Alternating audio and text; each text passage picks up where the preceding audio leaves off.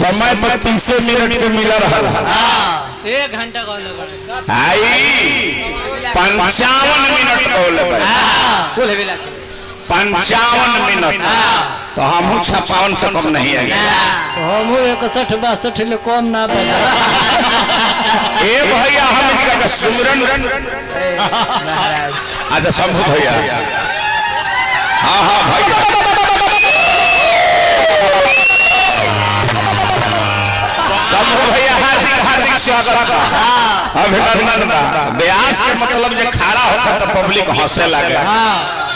इतना गरम बड़े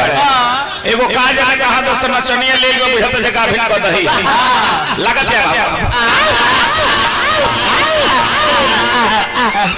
बाप रे बाप भैया तुम बैठा हो नाचतिया को चियारतिया जाता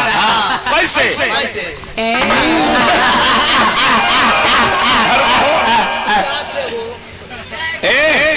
ऑपरेटर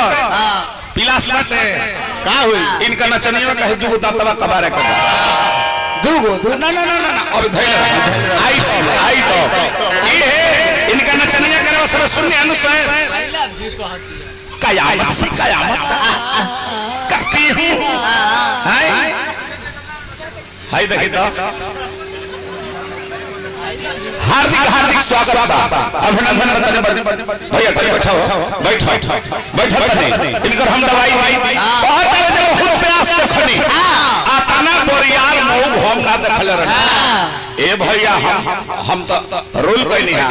भाव कोई नहीं कहत रहे जे का तो हम लइका रहनी नु तो शंकर जी के मंदिर में गोई रहनी शंकर जी के मंदिर में अच्छा ठीक बा शंकर जी के मंदिर में तो हम अपना का में गोई रहनी हम शंकर जी के मंदिरवा में गोई रहनी और जब ते का करत रहले ई जो गोई रहले गाड़ी में ई ना जाके शंकर जी से कहत रहे शंकर जी ओ मेरा हे में ओ मेरा हे में ढेर दिन भइल में ओहे शंकर जी कहले जे तोरा पर चढ़ब जब ते बादशाह बनबे तो आ शंकर बुझता जे हम बहुत बड़का व्यास है लगातार 3 दिन के जोगी तारा कहता जे काहे हेतरी निहुरत पिया जी जइहा हो कलकतिया पिया हो जइहा कलकतिया एगो हो केने गोल अच्छा व्यास रहित तो नचनिया के मंच पर बैठै त कहां गोल बहन घूमे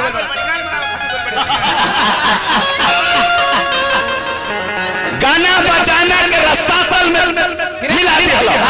गाना बजाना के रसातल में मिला दिया तू व्यास है राम राम तहरा व्यास व्यास को थू बाप रे बाप इतना गंदा गंदा माइक पर बात बोले वाला देखला है ना छोटा है कि मोटा बात में बुझाएगा देखला है ना हमार नचनिया रोल करेले इनकर नचनिया कयामत से क्या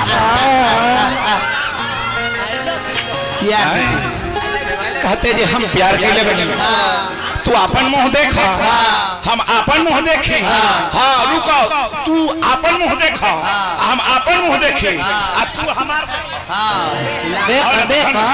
देख लो पागल कहीं का एक लाइन प्रसंग नहीं जानते हो नहीं एक लाइन बढ़िया लाइदारी एगो गम के सुनी बूढ़ा व्यास गई रहे शंकर जी के मंदिर में का करे गई रहे इनकर गाड़ी में बहुत व्यास देखने हाथाना भाकठा व्यास हम ना देखने आवसने भपठिन नचनिया इनका नचनिया के मुंह देखत नहीं दातुल भी मुद्रा बा मुद्रा का अरे करे एगो ही दांते बा अच्छा इहे हम गोरनी शंकर जी के मंदिर में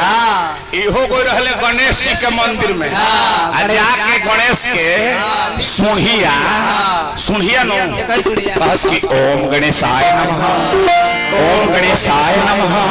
त गणेश जी के सांस एगो ई गांव कैसन बा शंभू भैया दू ताल गवनी बगली हमर भर गई अभी 1 महीना पहले